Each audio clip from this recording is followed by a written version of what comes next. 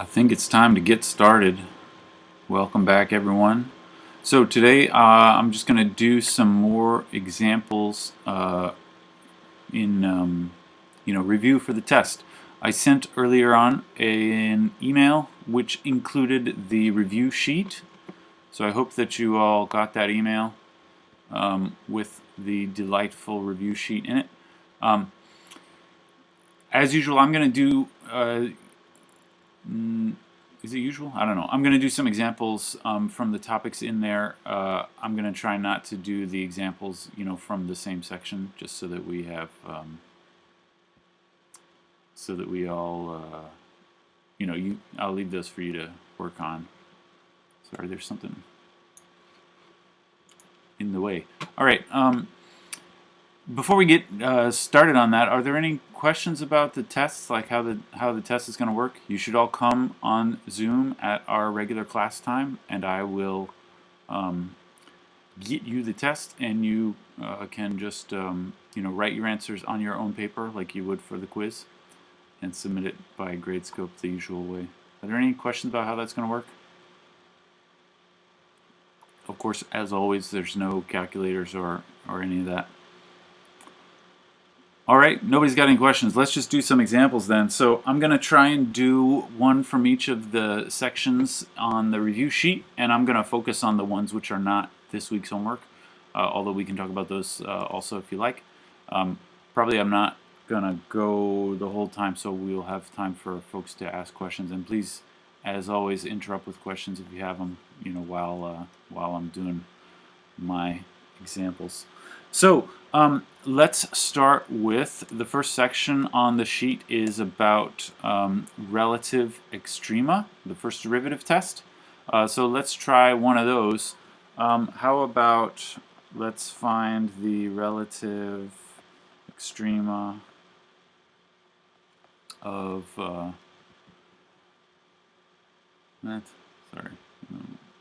come on now. Oh, my computer's acting up.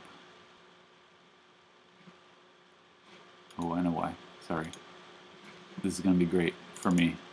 Okay. Find the relative extrema of f of x equals 3x e to the 2x minus 1. All right. These ones are easier when it's a polynomial. I thought I should do one with the e in there just so that everybody, I hope you all remember how to handle the e's inside. Oh, there is one thing I wanted to say before I got to the examples. You will notice if you look at the review sheet on the second page, there are 2 pages. On the second page, it says tests will not explicitly reach back and ask questions from the earlier sections. You should still know how to do the product rule, quotient rule, chain rule, and other simple stuff about the derivative. And the part that will interest you, I will give you this list of formulas. Those will be written at the top of the test for you to use, so you don't need to worry about memorizing those little formulas. All right? I hope you're happy about that. Is there a question about that? Way to make your screen less blurry? Get better Wi-Fi. I don't know. Sorry. My yeah, that is a problem on your end, unfortunately. I am recording this, and I'll put it on YouTube so you can watch it after the fact. The quality might be better that way. But yeah, I don't think there's anything I can do about that for now. I can try to write bigger, if that's helpful. Sorry. Okay, so you get the formulas for free on the test. Those particular formulas. Those formulas are the ones I'm going to give you. I'm not going to tell you any other formulas, although I don't know if there are others that you might want. Anyway, let's find the relative extrema of this function. We're going to do this. Now, I didn't say, so it's up to you if you want to use the first derivative test or the second derivative test. Let's do the first derivative test, especially for these ones with the e's in it. I think it's a little easier to just use the first derivative test. I hope you remember how to do that. If not, I'm here to remind you. First, we take the derivative because we're going to find the critical number. So right here, this will involve the product rule. I hope you agree. Right here is a multiplication, 3x times e to the 2x minus 1. So I got to do the product rule. I have the first thing first, 3x. Sorry, I just got distracted. The first thing times the derivative of the second thing. The derivative of e to the 2x minus 1 is e to the 2x minus 1 times 2. That times 2 is from the chain rule. You got to multiply times the derivative of the inside of the exponent. That's why I get the times 2 there. All right, this was only part, right? I'm doing the product rule here. That was the first thing, the 3x times the derivative of the second thing, and now I go plus the second thing, e to the 2x minus 1 times the derivative of the first part, which is 3. All right. This is the derivative. Now I'm going to try to simplify as much as possible, although there's not a whole lot you can do here. I can, I have two pieces here, right? The first piece has 3x times e to the 2x minus 1 times 2. I can gather the multiplications. So 3x, I can multiply the 2 and the 3. So this is the same as 6x e to the 2x minus 1 plus, and here I'll just write the constant first, 3 e to the 2x minus 1. And then one more thing I'm going to do here, and I hope you remember that this is a helpful thing. I'm going to factor out the e part. So not just e, but e with its exponent.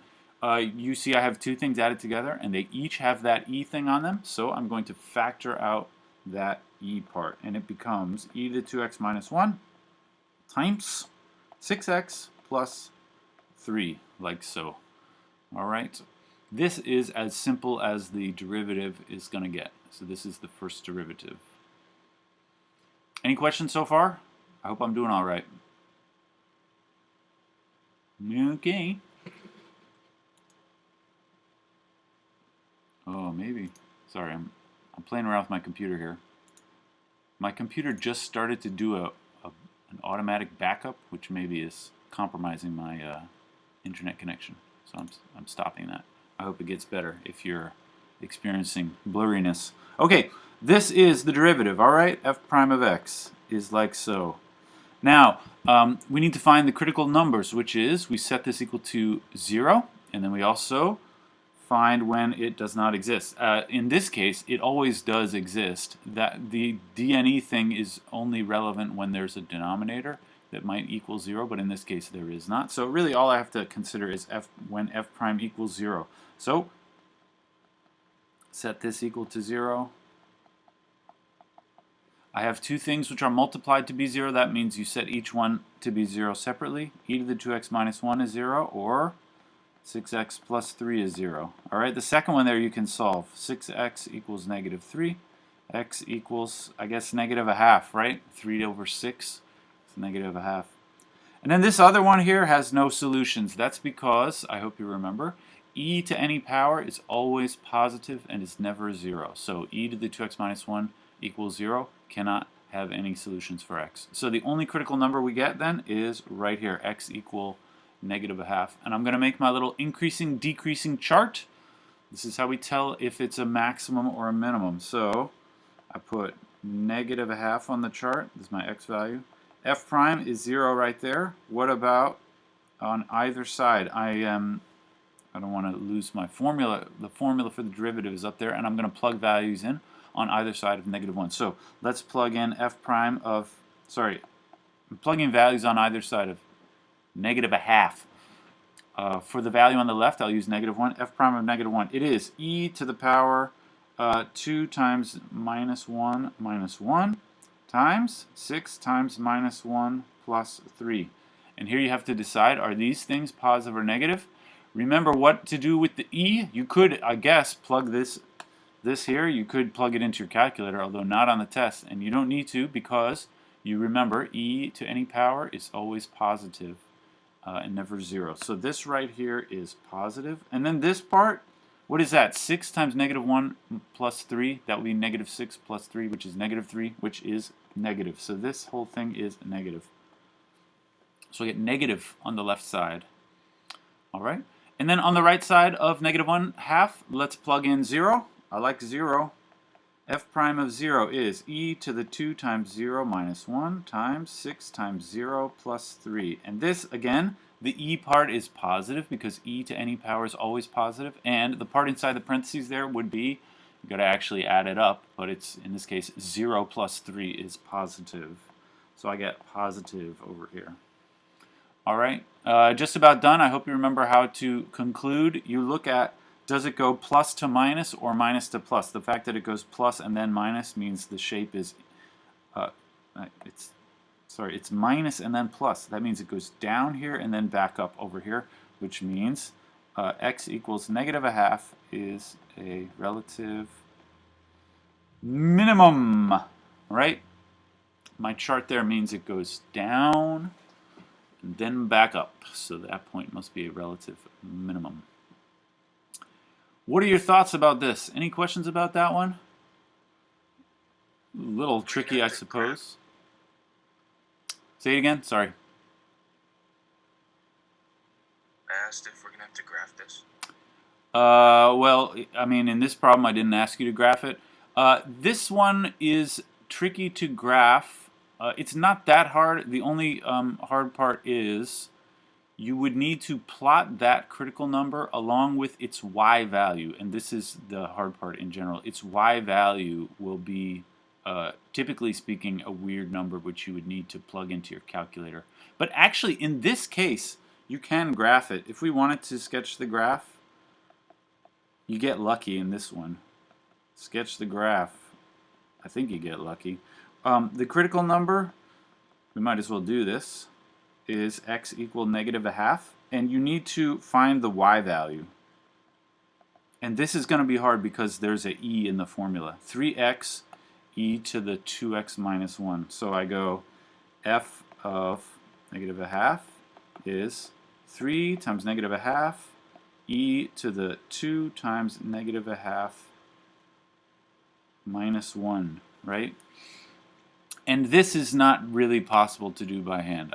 I said before, I think you get lucky. I don't think you get lucky. Here you get negative 3 halves, which that's not so bad to do by hand, but then you get e to the, this is e to the negative 2 power, if you multiply that out. And this is not something you can do by hand. So I would say this is some kind of negative number. I mean, you could say the graph vaguely looks like negative a half here, some negative value for the y value, which you would have to determine by plugging into your calculator. But then otherwise, the graph is decreasing and then increasing, so it looks something like that. But I think the short answer to your question, would we have to graph this? No. But really, the only thing stopping you from graphing it is this weird value right here. All right. Any other questions about that one? Don't forget to factor out the e part. All right, let's go on. How about, so the next section is about concavity, the second derivative, higher derivatives. How about, let's look at that same function and say, where is it concave up and concave down? So I'll just write it again. 3x e to the 2x minus 1, and I want to give intervals where it's concave up and down. All right, this problem is more or less the same as drawing this chart here, although this chart was about increasing, decreasing. If you want to do concave up and down, you do the same thing, only using the second derivative instead of the first derivative. So I need to find the first derivative and then take the derivative again. Now I can, since we just did it, would you mind if I just remember what did we get for the first derivative? It was e to the 2x minus 1 times 6x plus 3. All right, this was the derivative, f of x. If I want to know when is it concave up or down, I need to find the second derivative. So we take the derivative again. F double prime of x. I'm going to take the derivative again. This being a product, again, I have to use the product rule, right? There is multiplication right there. right here is a multiplication. So I'm going to have to do the product rule, just like we did for the first derivative. Let's do it. We get the first thing, e to the 2x minus 1, times the derivative of the second part, which is, somebody shouted out, what's the derivative of the second part? X. 6. Yeah, thank you. Plus the second part, 6x plus 3, times the derivative of the first part. Derivative of e to the 2x minus 1 is e to the 2x minus 1 times 2. Don't forget the times 2 comes from the chain rule when you're taking the derivative of that e thing. All right. Okay, let's try and simplify this as much as possible. We will factor out the e guy again. Remember, I have two things here which are being added together. Each of them has e to the 2x minus 1, so I take that all out to the front. And what remains from the first part was 6, and what remains from the second part actually had two things here. Make sure you get your parentheses right, haters, because you're going to have to distribute that 2 right there if you want to do this properly. All right, let's just simplify inside the parentheses.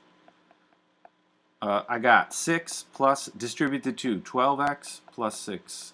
So it is e to the 2x minus 1, and then 12x plus 12, right? I added them 6's together. Right? Okay. So this is the second derivative. In order to make that little chart, I will determine when the second derivative equals 0 or when the second derivative fails to exist. So f double prime equals 0. This always does exist because there's no denominators. This is f double prime of x. When does it equal 0? I go e to the 2x minus 1 times 12x plus 12 equals 0. I separate it. E to the 2x minus 1 equals 0. This has no solutions. 12x plus 12 equals 0. This does have solutions. I can solve 12x equals negative 12, x equals minus 1. All right? So this is my only number to put on the chart. It's not a critical number because critical number specifically is about the first derivative. It's something else. It's more like an inflection point. But let's make our little chart then. X equal minus 1 is my only x value I have to write, and then I have f double prime here. It's 0 right there. What is it on the left and the right? We do the usual thing. I'm going to plug in to the formula in the box. I'll try and do it over here. F double prime of minus 2, say. E to the 2 times minus 2 minus 1. 12 times minus 2 plus 12. This here is positive because e to any power is always positive. And then inside the parentheses I have negative 24 plus 12 is negative 12, which is negative. So on the left side it's negative. And then I'll use 0 on the right side. E to the 2 times 0 minus 1. 12 times 0 plus 12. This is positive, and this one now is also positive, so this is positive over here. So my final answer, I say f is concave up on the interval minus 1 to infinity and concave down on the interval minus infinity to minus 1. All right. How you like that? Any questions about that one? Okay. So that was a little concave up and down. I'm trying to do these with the e's because those are the harder ones. If it's a polynomial, these ones are a bit easier in my opinion. All right, next on the sheet is about the second derivative test. This is another way, an alternative way to identify the relative extrema, be they minimum or maximum. Let's try one of those. Actually, how about we just try like both ways? Let's try find the extrema of x cubed minus 2x using the first derivative test. Let's do a little A's and B's. A, using the first derivative test. B, using the second derivative test. All right? You should be able to do it either way. If I don't tell you, like on the test, if I just say find the extrema, the relative extrema, I should have said. There's also the absolute, of course, but that's a different procedure. If I just say find the relative extrema, you can do it however you want. but you should be prepared for me to tell you specifically I want you to do this or that way. All right, there are two different methods for answering the same question, which is finding and identifying the relative extrema. Okay, for the part A, let's try with the first derivative test. We already did an example like that, so my function is x cubed minus 2x. The derivative is 3x squared minus 2. I thought this was going to work out nicer. I'm going to get some weird numbers. Can I change the numbers here? I think maybe I meant... Sorry about this. Yeah, I don't want 2x here. Can I make it 6x? That'll be so much better. Trust me. I'm a trained professional. 6x. So this becomes 3x squared minus 6. Now this is still not good enough. I want 12. Sorry about that. 12x. Oh, I'm going to get all kinds of thumbs down on the YouTube. Sorry, folks. 3x squared minus 12x. This is going to be awesome. All right. So the derivative, is 3x squared minus 12. No x in the derivative. All right. Am I doing all right today? I don't know. The derivative is 3x squared minus 12. Let's simplify that as much as we can. Well, you can't do much. You can factor the 3 out, then you get x squared minus 4. And this you can factor as 3, x plus 2, x minus 2. I guess you can do something with that. All right. So what are our critical numbers? That's the reason that I did this. This is my first derivative. What are the critical numbers? We're going to set that equal to 0, right? It says 3, x plus 2, x minus 2 equals 0. And then we set each thing equal to 0. 3 equals 0, x plus 2 equals 0, x minus 2 equals 0. The last two you can just solve. This is as x equal 2. This says x equal minus 2. So these are our critical numbers. What happens with 3 equals 0? This gives you nothing. This is actually something that I see people messing up every so often on the homeworks and on the quizzes. If you have an extra constant out front here, this does not give you another critical number. Some people see this and they say, well, maybe x equals 0 is a critical number. No, it ain't so. 3 equals 0 is impossible because 3 does not equal 0. That just means you don't get any solutions from that part. Just like if it had said, you know, e to the 2x equals 0, like in the examples we were just doing. This, we just said, that gives me no more critical numbers because e to the 2x cannot be 0. It's exactly the same reason. If it just says 3 equals 0, then there are no critical numbers from that part. All right, we got the critical numbers. Let's make the chart like we do. F prime, I'm going to plug in values now. To the left, to the right, down the middle. To the left, let's use, say, negative 3. F prime of negative 3 is 3 times negative 3 plus 2 times negative 3 minus 2. That's positive, negative, negative. So this is positive over here. F prime, let's choose 0 in the middle. I'm plugging into the formula in the box. 3 times 0 plus 2. 0 minus 2, this positive, positive, negative. So negative in the middle. And then on the right side, f prime of 3, let's do it. 3 times 3 plus 2, 3 minus 2. Those are all positive, so I got positive over here. All right, I'm just about ready to conclude. Negative 2 and plus 2 are my points. And you look at the chart to decide are they minimum or maximum.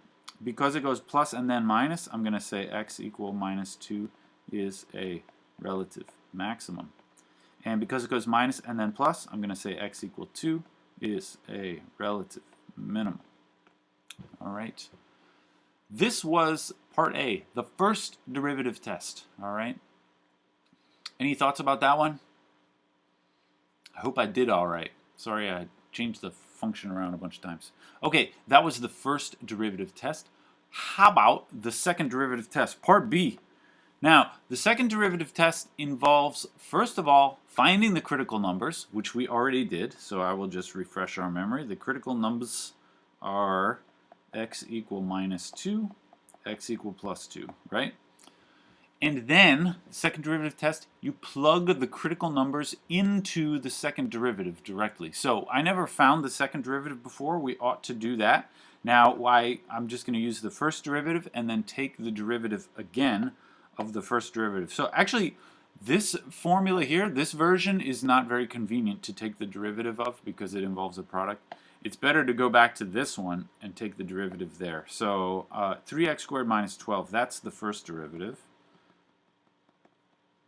3x squared minus 12. F double prime will be the derivative of that again, which would be just 6x, all right? The second derivative test says you plug the critical numbers into the second derivative. So I go f double prime of minus 2, and I go f double prime of 2. What do we get? F double prime minus 2 is 6 times negative 2, which is negative 12. This is negative, so x equal negative 2 is a... Anyone remember the rule here? What is it, min or max?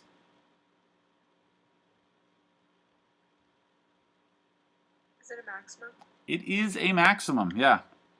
If it's a negative, if the second derivative is negative at that point, it means that the thing is concave down, which on the graph looks, it's this shape. I'm trying to turn my hand in a weird way. Down, right? Concave down. This negative indicates the shape is like that, and so your point is a maximum. All right, and the other one, f double prime of 2 would be 6 times 2, which is positive 12. This is positive, so x equal 2 is a, I mean relative, of course, relative minimum, relative maximum. All right, this is the second derivative test. Like I said before, if I don't tell you which one to use and I just say find the extrema, then you can do it either way. But you should be prepared for me to tell you to do one or the other. What are your thoughts about that one? Everybody feeling good about that?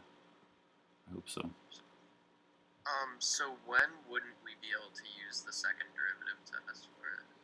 You can always do the second derivative test if you want to, unless I specifically said use the first derivative test. Or do you mean, are there times when it just won't work? Yeah, I thought in the video you said there were times. That's right. Yeah. So right here it says negative or positive. So I will just refresh your memory. If you get 0, that is an option, right? So if you like plug in that number and you get 0, then we can't tell with the second derivative test. This is the worst case scenario. It means you did all that work to do the second derivative test, but it just straight up didn't work. And the only thing to do in that case is to use the first derivative test instead. Thank you. Yep. And on the test, you should just hope that that doesn't happen. I mean, it's not a disaster if it does happen. It just means you have to use the first derivative test. Right. Okay, great. How about the old curve sketching? Can we try to sketch the curve of that function that I was just doing? So the next section is about curve sketching. Let's sketch it. Now we've already done most of the work, so hopefully this will work out nicely. Sketch it. All right. First of all, you should decide for yourself, is this going to involve asymptotes or not?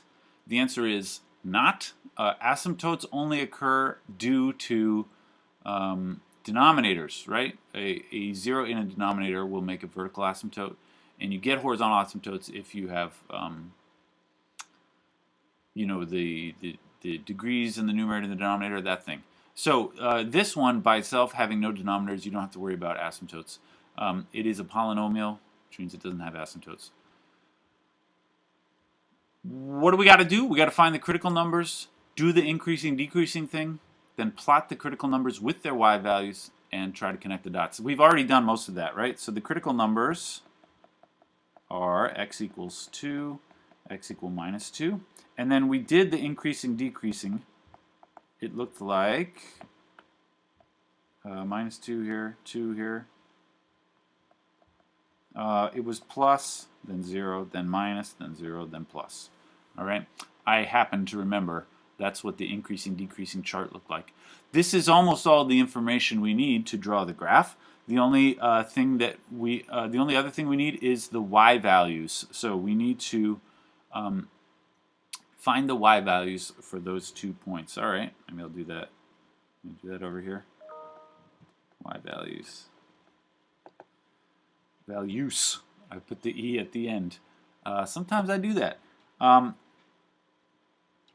I go f of 2 and I go f of minus 2. What is f of 2? It's 2 cubed minus 12 times 2. All right.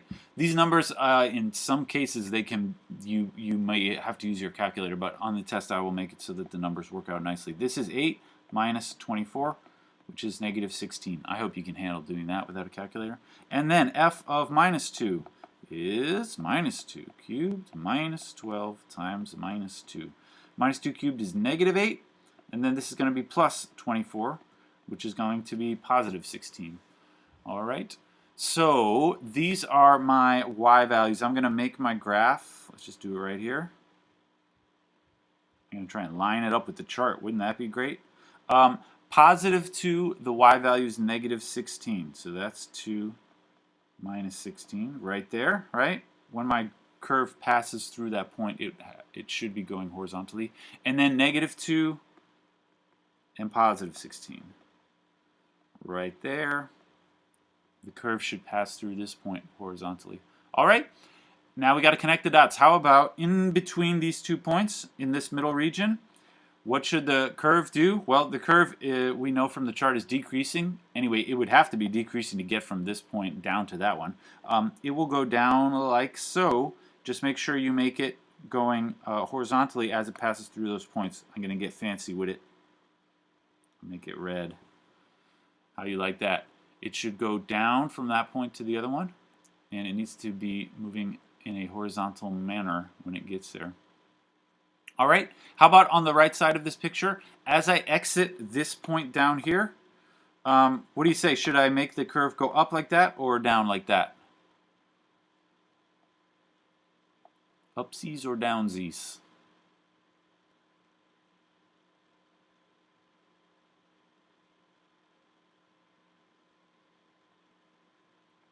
What do you think? Can you hear me?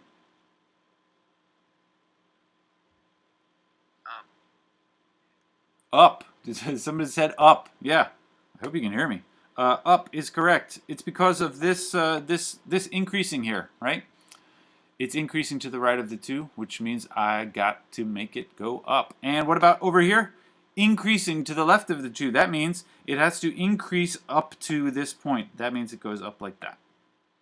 Upsy daisies like that. All right, this is the sketch of the graph. You got questions about that one? Classic curve sketching. All right.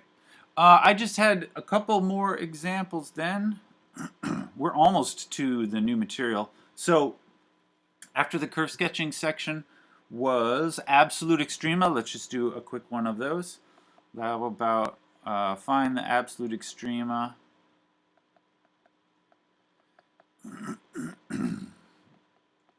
for this function, f of x equals 3x squared plus 12x plus 3 on the interval minus 3 to 0. An absolute extrema problem will always give you a function and a particular closed interval. Remember how you do this? You got to find the critical numbers. Make a little chart with x and y values. You test the y values of the critical numbers and the interval endpoints. You just picked which is the biggest and the smallest. So let's do it. The critical numbers, f prime of x, first of all, is 6x plus 12, right? We set this equal to 0 and solve to find the critical number. So I go f prime equals 0. This is 6x plus 12 equals 0. 6x equal negative 12, x equal negative 2. All right? You should wonder or just verify that this point is actually part of the closed interval. If not, then you disregard it. but this one is. So this is my critical number. I'm going to make a little chart of x and y values. And I need to put all the critical numbers which are in the interval, and additionally the interval endpoints. And then I find the y values. You should be plugging in to the original function to find the y values. So let's do x equals 0 first is easy. This is 3 times 0 squared plus 12 times 0 plus 3. Those two things are 0 at the beginning, and all I get is 3. All right. These other ones are going to be a little bit of a pain. On your homework, you should use your calculator to do this, but we ain't doing that. It's not so bad. So what do we got here? We got 3 times negative 3 squared is 9. 3 times 9 is 27. So this is 27 first, and then minus 36, and then plus 3. What is that? 27 minus 36 is negative 9, plus 3, negative 6. Right? I think I did that right. Okay, and then plugging in negative 2, I get 3 times minus 2 squared plus 12 times minus 2 plus 3. What do you say? That's 3 times negative 4, which is negative 12, minus 24 plus 3. That will be negative 36 plus 3, negative 33. Okay? I hope I did those right. These are my y values, and I simply choose the greatest and the smallest. The greatest is 3. That'll be the maximum. The smallest is negative 33. That will be the minimum. So I'll say the absolute maximum is at x equals 0, y equals 3, and the absolute minimum is at x equal negative 2, y equals negative 33. All right. That's how we do absolute extrema. Okay, and then I got just one more that'll get us up to date as far as up to like this week's material, and that is just let's try a antiderivative problem. Unless there's anything to say about the absolute extrema. All right, antiderivative. Let's do it. Let's do integral of 3x minus x squared divided by x squared dx. There was one like this in the homework that a lot of people messed up, so I thought maybe we should just do one like this. This is not the easiest type of integral because it has this quotient in it. You have to do something to deal with the quotient. You cannot just take the integral across the top and take the integral across the bottom. You've got to do something about the division. And there are a few ways to think this through. The way that I tend to think about it is I am going to change that into multiplication using a negative exponent. Now, multiplication is not really much better than division, but when you have multiplication like this, you can distribute it. So I'm going to distribute like so, like there, right? What do we get then when I distribute? Oops. When I distribute, I go 3x times x to the minus 2. Remember, in such a situation, you should add the exponents on x. I get 3x to the minus 1, right? And then minus x to the 2 times x to the minus 2. You add the exponents, you get x to the 0, which is 1. So it's like that. 3x to the minus 1 minus 1 dx. And what is the answer here? Integral of 3x to the minus 1. Ordinarily, of course, when you're doing the integral, you increase the power by 1 and then divide by the new power. But x to the minus 1 is the special case. That thing about the powers you do whenever the power is not minus 1, you can do that other thing. When it is minus 1, you get the natural log. So this is 3 natural log absolute value x minus 1. 1, when you take the antiderivative, becomes 1 times x, right? Any constant, the integral of a constant is always the same constant times x. So this just becomes x. And a plus c, of course. All right, that's my example concerning the antiderivative. And there ends the examples that I had prepared. Would anyone like to do, I'm happy to do any kinds of examples from anything else. We could talk about ones, you know, from the newest material, which I didn't get to yet, or any of the other ones. What do you say? Somebody tell me what you want, what you really, really want. I just have a quick question. You Yep. said you were going to put this on YouTube? Yes. Okay, thank you. Say hi to the folks at home. I always upload my my Zooms to YouTube. You can see links to them near the homework assignments, so you can go watch them. Tell I your have a friends. question from the review. Yes. Are you able to do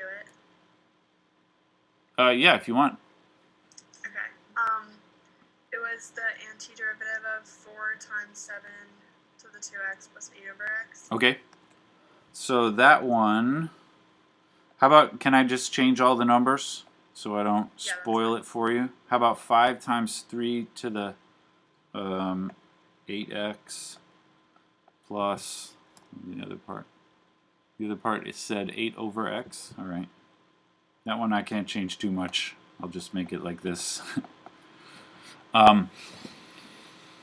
Okay, so first of all, you look at this. There are 2 parts with a plus in between. So really, you just have to think of each of the 2 parts separately. There's this one, which is going to turn into something, and this one, which is going to turn into something. Now, the second part here, let me just say, before we try to do this, I would rewrite the second part. Maybe I will say it like this. This is... What? Sorry. This is the same. The first part, you can't really rewrite. But the second part, I would write it this way, 18x to the minus 1. Although this is not a big deal, but it's the same, right? Okay, now what about the first part and the second part? The first part, we have a coefficient, which is 5. So the 5 there will remain as a coefficient in my answer, because when you're doing the antiderivative, or the derivative for that matter, a constant coefficient just remains the same in the answer. So my answer will begin with 5 times and then whatever. Integral of 3 to the 8x. For this, you need to remember the formula, although I told you, this is one of the forms I'm going to tell you on the test. It's this one. This is how you take the integral of a exponential function where it's not a e, it's some other number downstairs, and there's also an extra constant inside the exponent, which is exactly the situation we have here. Anyway, the formula is 1 over k ln a to the kx plus c. So use this formula. In our case here, a is the base number, which is 3. And k is the number inside the exponent, which is 8. And so I'm just going to copy this formula over here using k equal 8, a equal 3. I get 1 over 8 ln 3, 3 to the 8x. Right? I'm not going to put the plus c just yet because I have another part to my integral. Plus 18. Again, 18 is a coefficient, so that just stays in front of the antiderivative x to the minus 1. What happens to x to the minus 1? Yeah, it is the natural log absolute value x. And now I'll put the plus c because I'm done. That's how we do it. So you gotta remember that formula, and you don't have to remember the formula because I'm going to tell it to you on the test. But you do have to recognize the scenario in which you need to use that formula. This is it. What else? We got 5 more minutes.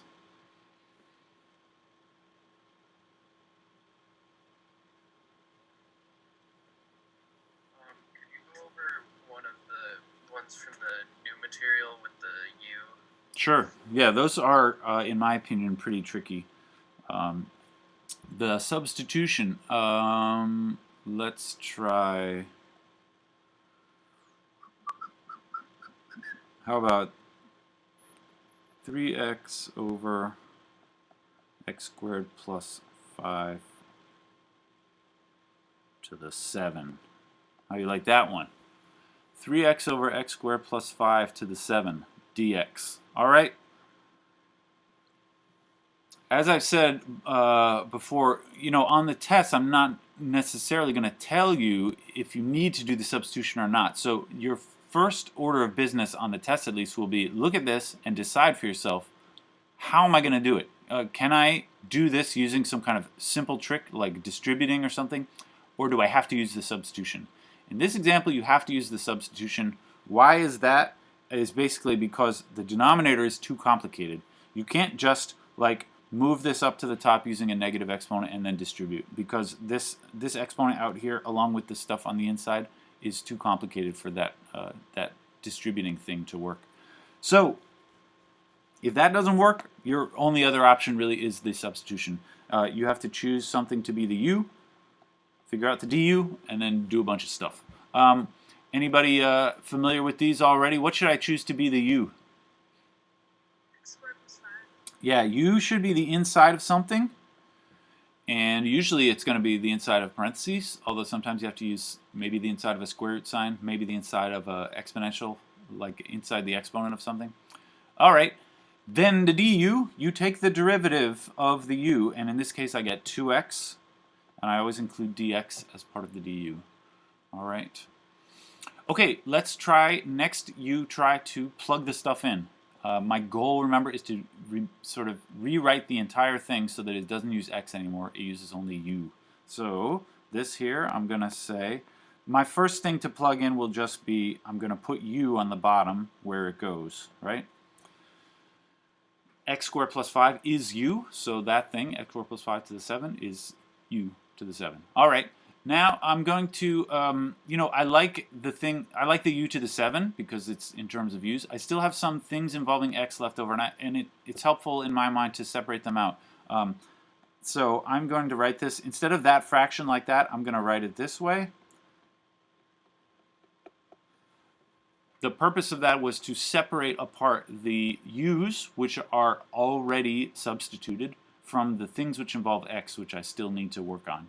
So I have 3x dx, which I still need to work on. And actually that 3 is just an encumbrance inside there. We can always move a constant out of the integral. So this is the same as this. 1 over u to the 7 times x dx. And what do I do with x dx? This comes from the du. So this x dx, you look up at the du. And if you get lucky, the du equals x dx. Now that usually doesn't happen. Here it's 2x dx, and I remedy that by dividing 2 onto the other side.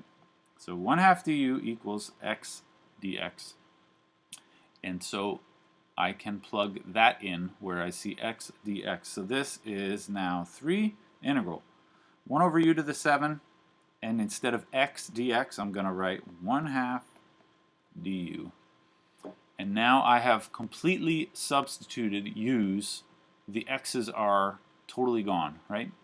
And this means I have successfully done the substitution. We can rewrite this a little bit more. I have a 1/2 inside, which again, a constant multiple inside the integral can be moved out to the front. So I'm going to write this. Take the 1/2 all the way out, and it becomes a 3/2 out there. And then what remains is 1 over u to the 7 towards the well, I'll write it this way. 1 over u to the 7 du. All right. And now I'm ready to do the antiderivative. I hope you, just like me, have been writing the integral sign every time, because I never did any integral yet. All I've been doing so far is just simplifying the inside, rewriting the inside. Okay, finally, it's time to do the integral. How do you do the integral 1 over u to the 7? Oh, it's almost time to go, so I'm just going to finish this up. U to the negative 7 du, this is how you handle 1 over u to the 7. You write it as u to the minus 7, and then you do the thing with the exponent. I increase the exponent by 1. So the 3/2 stays like it is. I increase the exponent by 1, it becomes negative 6. 1 over negative 6 u to the negative 6 plus c. All right. Finally, I stopped writing the integral sign. That's because that step right there was the step in which I actually did the antiderivative. And I didn't write the du again because I did the integral. After you write the integral, you don't write the integral sign, and you don't write the dx or du or whatever. All right, and finally, this is basically the answer, but the last step is always easy. You replace u with whatever it is in terms of x, because I want to see my answer in terms of x. So it is 3/2 times 1 over negative 6 times, instead of u, I put x squared plus 5 to the minus 6. Like that, this is my answer. All right, I guess that's about time. Any quick question about that one? No, I got office hours now anyway, so if you're confused, feel free to hang around. Otherwise, I will see you right here on Friday.